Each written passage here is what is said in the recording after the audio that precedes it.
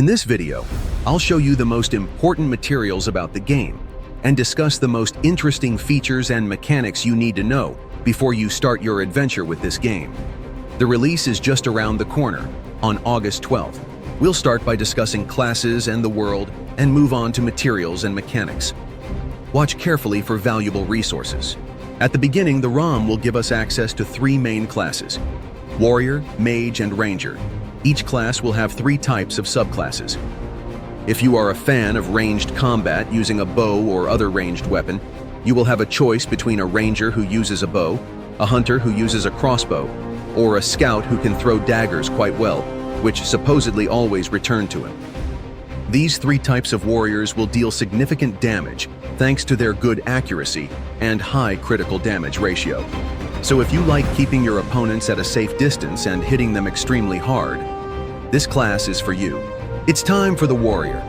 We'll be able to play as 3 types of warriors. The typical knight, a large warrior with a 2-handed weapon, is a bit slow but has high defense and high damage. The defender, a typical tank who uses a shield to take on large bosses and hordes of enemies, and operates in the first line of battle. And the berserker, admittedly my favorite, is fast, deals high critical damage, and fights with axes or a single large axe. If you have always been or have been a supporter of magic and want to draw a wand or other magical weapon, this type of class is for you. A magician who fights with a wand, a wizard with an orb, can usually control a lot on the battlefield.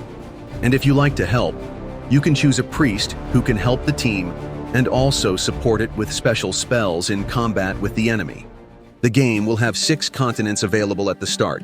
These will be large locations to explore and will be distinguished by their very different scenery and content, in which we will be able to meet region-specific boss monsters as well as missions to complete.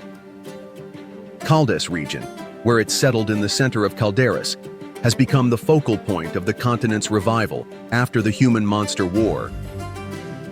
Drakus is where the intense battle between the Mad Dragon Draconir and Berlinde were happened in the northeast of Calderis continent, and also known as Cursed Region, due to the remaining of War Wound.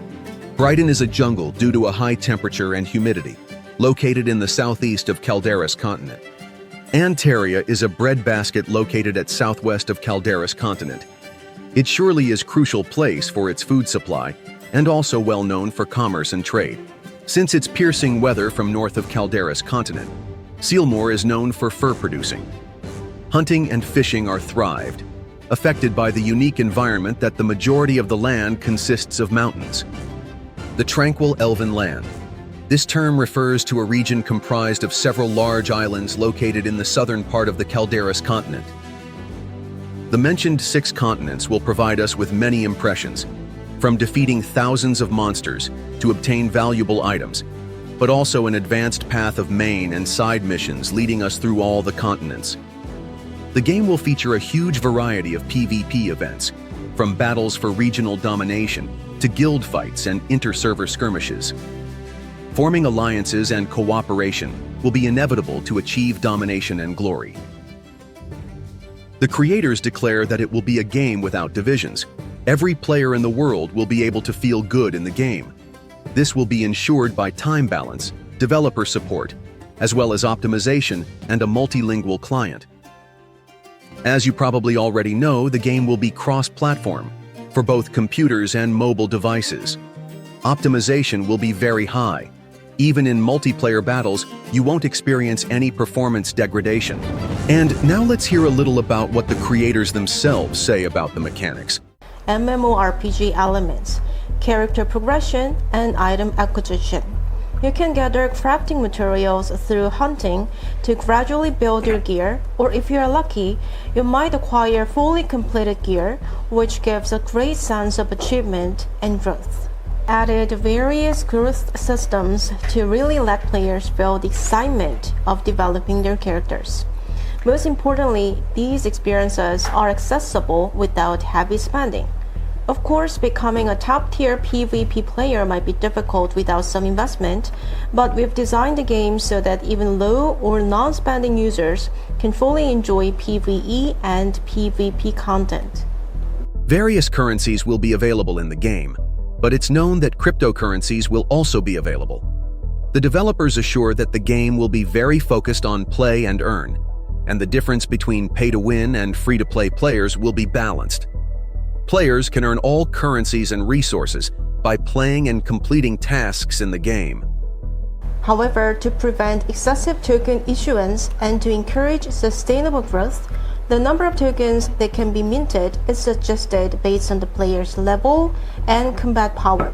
Additionally, the minted tokens can be exchanged at any time for USDC.E Crystal tokens as staking rewards. Since Crystal tokens seem to play a vital role in the game, could you explain their in-game roles in more detail? Is an in-game currency earned through gameplay. Is used in key features like Guardian summoning, crafting, and item sealing. Characteristic is scarcity. Unlike diamonds, which can be purchased, crystals can only be obtained in small quantities from limited content, making it a demand-surfacing supply system. The creators announce a fair exchange system, as well as free transfers, and the game even has a free trade system, something that hasn't been seen in a new generation MMORPG for a long time. The developers also announce a wealth of content, from free PvP battles to the familiar costumes, collectibles, mounts, and companions. However, the PvP systems are expected to be new and well-designed, providing both a fun environment and protection from enemy domination. There are also words about security and fighting bots. Let's listen. This system banned approximately 1.9 million accounts over 17 months. We also operate a macro penalty system that detects repetitive patterns typically used by macro users and penalizes them. I think I've given you a closer look at the upcoming premiere, which is scheduled for August 12th. But it's also worth mentioning that you can still pre-register and receive many great prizes when the game launches.